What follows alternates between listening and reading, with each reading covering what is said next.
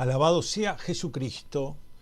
Queridos hermanos, vamos por el capítulo 13 del Evangelio según San Mateo y hoy vamos a entrar en una realidad que hasta ahora no ha aparecido en el Evangelio según San Mateo, lo que explica algo que insinuamos, y es que probablemente estos discursos, estas enseñanzas, en algún momento fueron compiladas, porque si no, hoy vamos a ver en el capítulo 13 una serie de parábolas.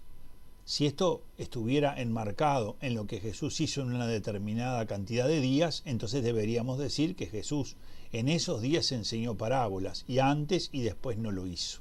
De manera que no, seguramente el autor humano, San Mateo, en algún momento con sus discípulos recopilaron todas las parábolas, las enseñanzas que Cristo había realizado, y comenzaron a partir del capítulo 13 de este Evangelio a enseñarlas, a darlas a conocer. ¿Cuántas veces el Señor habrá enseñado parábolas? No lo sabemos, pero seguramente a lo largo de su vida habrán estado presentes las parábolas. De hecho, la parábola es una enseñanza propia de Jesús.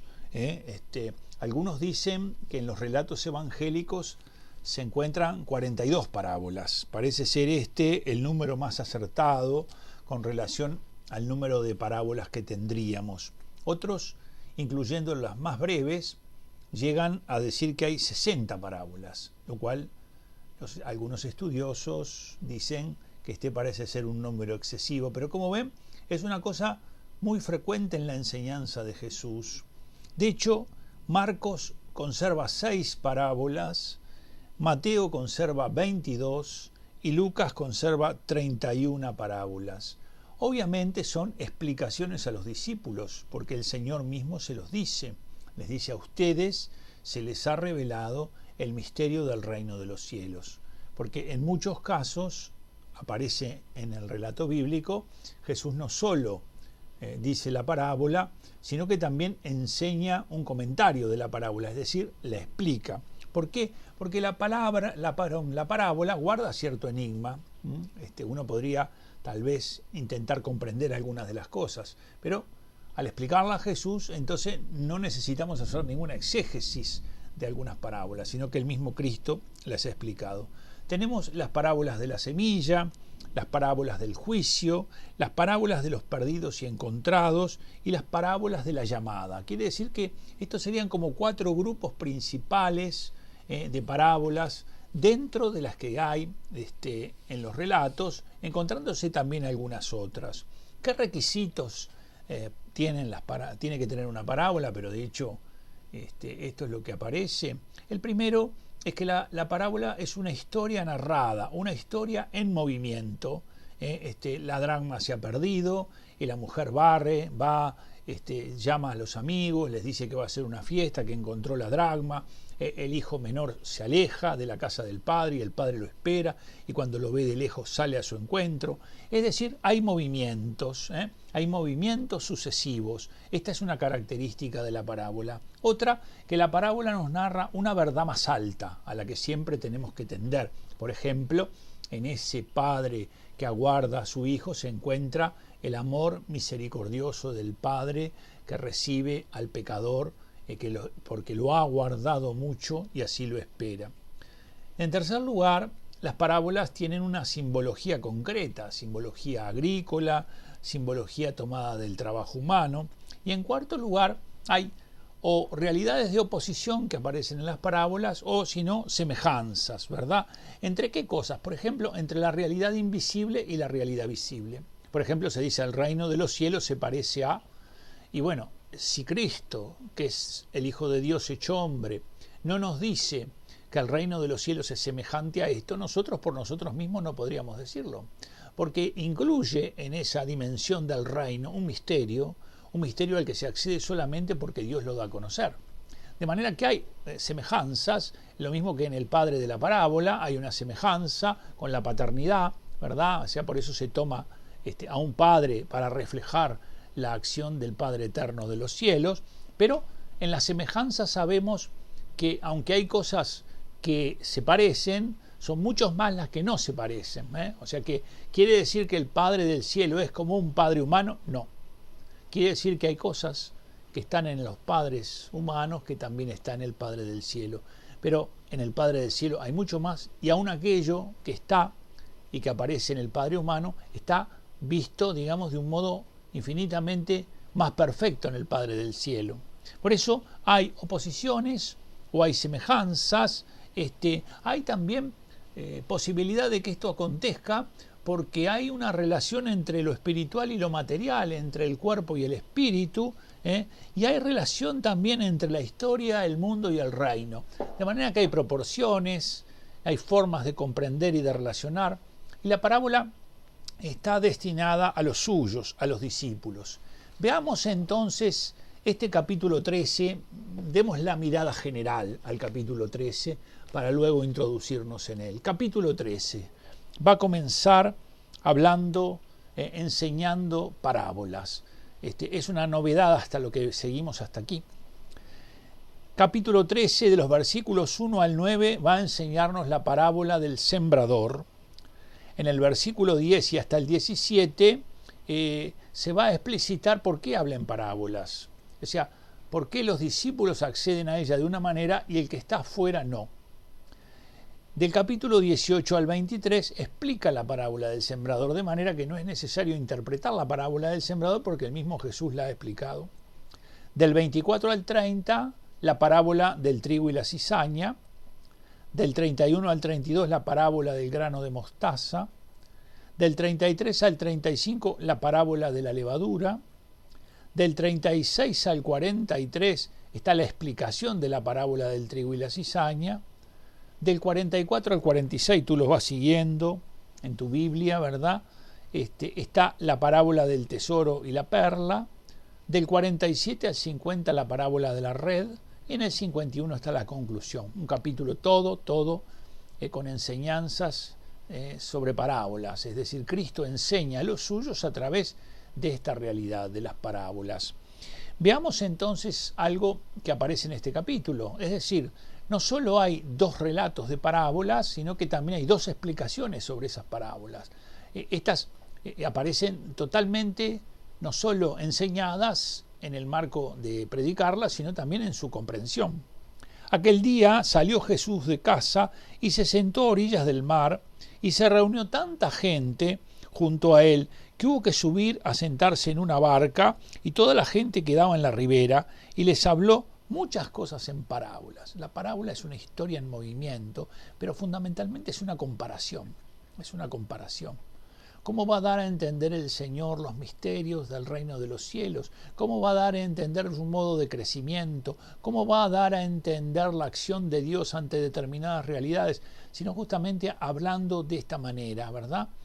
Utilizando las cosas que los hombres comprenden, las cosas que los hombres comprenden, las cosas que los hombres conocen, para tratar de elevarlos hacia una realidad superior. Y entonces viene la parábola del sembrador.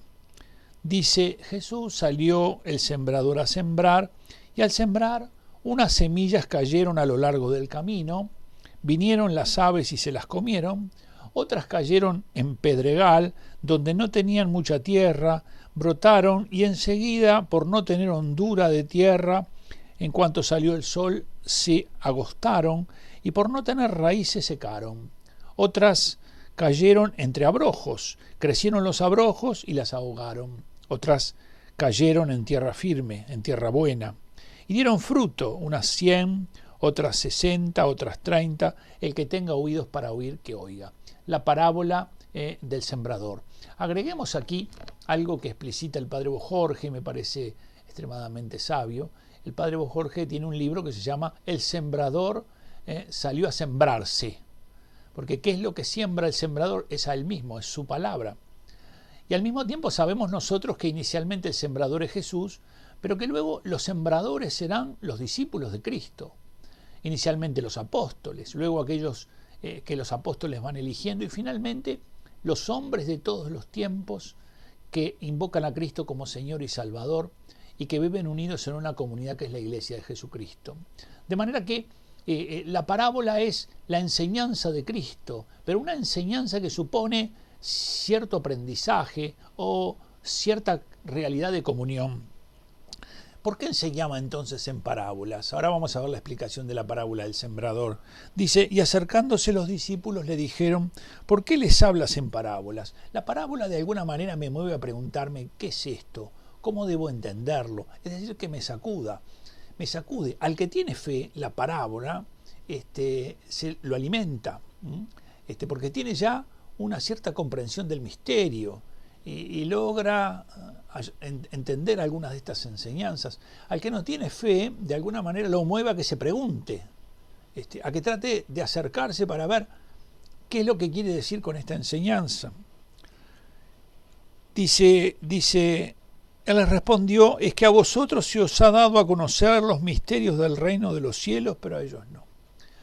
A vosotros que tenéis fe, que ya has dado el paso de la fe, las parábolas son explicadas, pero al que está fuera todavía es necesario que dé el paso en la fe. Y la parábola puede moverlo a dar el paso en la fe, en la medida en que lo lleva a preguntarse, ¿qué es lo que dice esta enseñanza? ¿Cuál es su sentido? Dice, por eso les hablo en parábolas, porque viendo no ven y oyendo no oyen, ni entienden.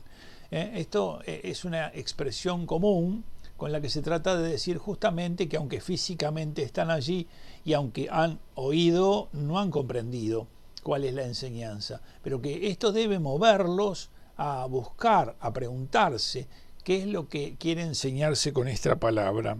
Pero dice finalmente Jesús en el versículo 16, dichosos vuestros ojos porque ven y vuestros oídos porque oyen. Es una bienaventuranza para los discípulos de Cristo, también para nosotros hoy, porque nosotros no nos resultan extrañas sus enseñanzas, porque nosotros vemos con esos ojos de la fe el misterio de la obra que se realiza en nosotros. Nosotros por la fe creemos que Cristo está presente en la Eucaristía, y esto es una gran bendición, es una gran bendición. El Padre Pío decía, el mundo puede vivir sin sol, pero no sin Eucaristía. De manera que nosotros comprendemos esta frase del Padre Pío, entendemos que es cierta esta realidad, y por eso somos también nosotros dichosos, porque el Señor nos ha regalado la fe, nosotros hemos respondido a ella y con la gracia vamos entrando en el misterio de las cosas de Dios y las vamos aprendiendo. Y ahora viene la explicación de la parábola del sembrador, ¿verdad? Es importante en la parábola del sembrador, Jesús le explica, dice, escuchad la parábola del sembrador, sucede a todo aquel que oye la palabra del reino y no la comprende, que viene el maligno y arrebata lo sembrado en su corazón. Este fue el que fue sembrado a lo largo del camino. Hay tantas cosas que andan por allí, que cuando se siembra la palabra del Señor, y esta persona se ha movido en dirección de tratar de hacer lugar en su corazón a ella, el enemigo anda atento para ver cómo le roba eso que él mismo está intentando realizar. Y entonces la semilla se vuelve como la imagen esa que cae al borde del camino y queda a merced de los pájaros que andan por allí y que cuando la ven allí tratan de llevársela. El que fue sembrado en pedregal es el que oye la palabra y al punto la recibe con alegría, dice Jesús, pero no tiene raíz en sí mismo, sino que en sí inconstante, cuando se presenta una tribulación o persecución por causa de la palabra, sucumbe enseguida. En los del pedregal. El pedregal no tiene profundidad. Dice Jesús aquí, es la inconstancia el peor mal. A veces tiene ganas, a veces no tiene ganas, se mueve demasiado en ese plano o deja que su carácter gobierne sus decisiones. Y entonces, como se mueve en ese plano, cuando vienen las contrariedades o cuando vienen las adversidades, cuando vienen los problemas, entonces esto se posterga, se pospone. Es como eso que estaba destinado, digamos, a crecer, no crece, porque en realidad con esta imagen Jesús muestra que no tiene raíces y que no tiene posibilidades de crecimiento. El que fue sembrado entre los abrojos es el que oye. Dice en la anterior, fíjense que Jesús dice que al punto que la palabra se siembra en él, la recibe con alegría. Lo que quiere decir que tiene un componente de una acción de Dios en él que es recibida con gozo. Pero, claro, en medio de, digamos, de determinado orden, bien, pero cuando esto empieza a reclamar de él un cierto esfuerzo, entonces allí no hay constancia.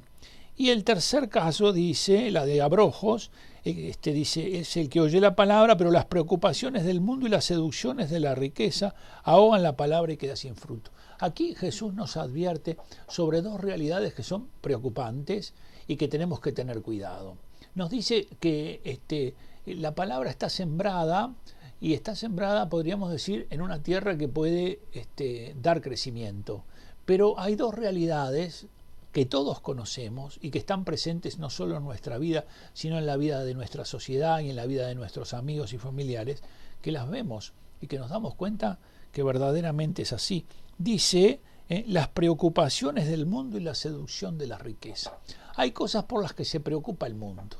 La sociedad en la que vivimos tiene unas ciertas preocupaciones por la salud, por ejemplo, por el deporte, tiene una gran preocupación, tiene preocupación también por el futuro, ¿verdad? Y estas preocupaciones muchas veces comienzan a sofocar el corazón, como los abrojos, ¿verdad? Lo hacen con la semilla que se ha plantado allí. Es decir, hay cosas que el mundo valora excesivamente, y que en la medida en que no puede vivirlas o en la medida en que aparecen amenazadas, entonces esas preocupaciones lo comienzan a dominar.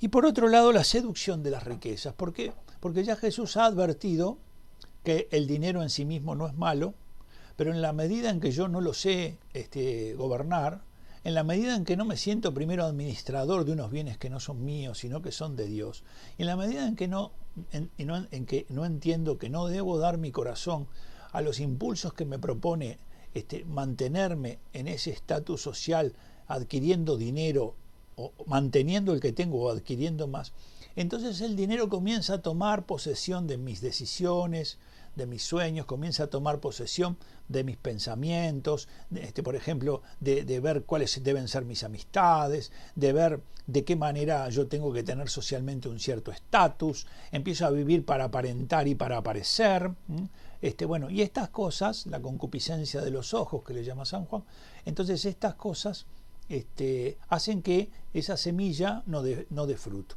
De manera que se nos advierten sobre varias cosas. Primero, sobre la inconstancia, cuando se dice que esas que estaban entre piedras no crecieron. Luego se nos advierte sobre las seducciones de las riquezas. Se nos advierte sobre las preocupaciones del mundo. No se nos están haciendo acertijos, se nos dice concretamente. Y nosotros podemos decir amén, porque somos testigos de que verdaderamente estas cosas perturban el corazón del hombre. Pero, dice, el que fue sembrado en tierra buena, ese, el que oye la palabra y la entiende, ese sí que da fruto y produce 100, 60 y 30. Pero hay otros que caen en una tierra buena, en un corazón bueno, y después no dan todos el mismo porcentaje de frutos, pero cada uno da lo suyo, ¿verdad? Y cae en una tierra buena, es decir, que cae en un corazón que está preparado, y recibe entonces la palabra del Señor y ésta se vuelve fecunda en él. Y a continuación de esto viene la enseñanza de la parábola de la cizaña.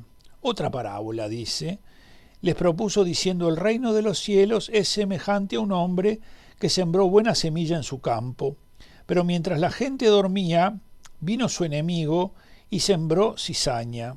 Sembró encima cizaña entre el trigo y se fue. Cuando brotó la hierba, produjo fruto, apareció entonces también la cizaña. Los siervos del amo se acercaron a decirle: Señor, ¿no sembraste semilla buena en tu campo? ¿Cómo es que tiene cizaña? Él les contestó: algún enemigo ha hecho esto. Dícenle los siervos: ¿quieres pues que vayamos a recogerla? Y él les dice: no sea que al recoger la cizaña arranquéis a su vez el trigo.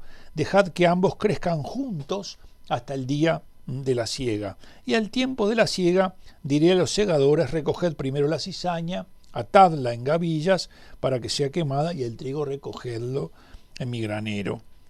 La parábola del trigo y la cizaña. Jesús también la va a explicar, la parábola del trigo y la cizaña. Vamos a la explicación de Jesús sobre la parábola del trigo y la cizaña. Dice: entonces despidió a la multitud y se fue a casa, y se le acercaron sus discípulos. Recuerden que a ellos se los introducen al reino explicándoles las parábolas. Explicando las parábolas de la cizaña en el campo, él respondió: el que siembra la buena semilla es el Hijo del Hombre. Bueno, Cristo es el que siembra la buena semilla. El campo es el mundo, ¿no? La buena semilla son los hijos del reino, son como va engendrando hijos Dios en medio de la sociedad en que vivimos, y las cizañas son los hijos del maligno. El enemigo que la sembró es el diablo, la siega es el fin del mundo y los segadores son los ángeles. Jesús da una explicación para cada una de las realidades que van interviniendo. Lo cierto es que hay algo que me parece muy importante en esto. A veces nosotros perdemos de vista esta enseñanza de Jesús. Y pienso yo que los discípulos de Jesús podrían decir, pero Señor, hemos predicado tu palabra, hemos anunciado tu mensaje de buena noticia, se han realizado en medio de nosotros señales milagrosas y muchos de los hombres siguen todavía en su vida de pecado, alejados de ti, negándote, incluso hablando contra ti. Bueno, el Señor enseña una cosa muy importante. Cuidado que el diablo es un falsificador. Podríamos decir que siempre está sembrando monedas falsas. Por ejemplo, cuando uno habla de la caridad, él trata de ver cómo siembra algo que parece caridad pero que no lo es. Y en este caso, Jesús ya da una enseñanza para todos los discípulos. No soy el único sembrador, yo soy el sembrador de la buena semilla. Pero aquí se dice que hubo otro que vino a sembrar. Y no sembró buena semilla, sino que sembró la mala. Pero tenemos una realidad importante y es que copia, pero falsifica. Copia, pero falsifica. Así como los hombres quieren ser felices, va a proponerles caminos de felicidad que están falsificados, que son falsos. Y por eso Jesús advierte a nosotros, los discípulos, para que tengamos claro esta realidad, ¿verdad? Cuidado, ¿no? Hay otro que ha venido y ha sembrado, pero no la buena semilla. Dice finalmente Jesús, de la misma manera, pues que se recoge la cizaña y se la quema en el fuego, así será el fin del mundo. ¿Cuándo separaremos una cosa de otra? No nos compete a nosotros hacerlo. Eso es el juicio del Señor al final de los tiempos. Pero y si queremos arrancar la cizaña, ¿qué es lo que va a acontecer? Que a veces vamos a perder de vista que la cizaña que está en el mundo también está en nuestro corazón. Es decir, que en nosotros hay trigo, pero también hay cizaña. Y en la medida en que nosotros quisiéramos sacarla, podemos correr riesgo que al intentar sacar lo malo, también saquemos lo bueno. Por eso el Señor dice que eso no corresponde a los discípulos, sino que esa separación la hace Él. El Hijo del Hombre, acuérdense, se lo aplica a sí mismo, enviará a sus ángeles que recogerán de su reino todos los escándalos y a los obradores de iniquidad, y los arrojarán al horno de fuego. Allí será llanto y rechinar de dientes. Las expresiones estas muestran como un castigo, ¿verdad? Y el padecimiento que supone que en el juicio uno es sacado del reino de Dios y de la comunión con Él. Entonces los justos brillarán como el sol en el reino de su Padre. El que tenga oídos para oír, que oiga. ¿Ven? La explicación de la parábola del trigo y de la cizaña. Y también explica la parábola del grano de mostaza. Dice, otra parábola les propuso, el reino de los cielos es semejante a un grano de mostaza que tomó un hombre y lo sembró en un campo. ¿Qué cosa se está comparando? Compara el reino de los cielos con una semilla, la semilla de un grano de mostaza. Pero ¿cómo es posible esta comparación? Porque Jesús sabe lo que es el reino de los cielos y sabe que hay una semejanza, que hay algunas características que se encuentran en el grano de mostaza, en la semilla y también en el reino de los cielos. Por lo pronto, en este caso concreto, es como se muestra un crecimiento ¿no? exponencial entre eso que es pequeñito, un grano de mostaza, una semilla de un grano de mostaza, y el árbol que finalmente se da a partir de eso. El reino de los cielos es también una cosa que parece insignificante, que ¿verdad? Que es pequeña, pero que poco a poco comienza a brotar y comienza a manifestarse con toda su dimensión. es ciertamente más pequeña que cualquier semilla, pero cuando crece es la mayor de las hortalizas y se hace árbol hasta el punto de que las aves del cielo vienen y anidan en las ramas. ¿Ven? Entonces aquí hay una parábola que enseña sobre el modo de crecimiento que tiene el reino entre nosotros a partir de la comparación que se hace entre el grano de mostaza, la semilla del grano de mostaza, y finalmente el árbol que da finalmente esta semilla. ¿Cuál es la conclusión de esto? Y por aquí los dejo. Lean la parábola de la red, la parábola del tesoro y de la perla, las parábolas de la levadura. Dice, ¿habéis entendido todo esto?, les pregunta Jesús. Le dijeron sí. Y él les dijo, así, todo escriba que se ha hecho discípulo del reino de los cielos es semejante al dueño de una casa que saca de su arca cosas nuevas y cosas viejas. La sabiduría está presente en la revelación de Dios en el Antiguo Testamento, ahora alcanza una plenitud en esta sabiduría nueva. Y entonces están destinados los discípulos a tener esta comprensión nueva de la sabiduría de Dios que ha estado presente a lo largo de toda la historia. Las parábolas, el Señor nos enseña a nosotros, sus discípulos. La del sembrador. Ahora nosotros somos los sembradores, los que esparcimos la semilla. ¿Qué es lo que debemos hacer? Nosotros tenemos que salir a esparcir la semilla.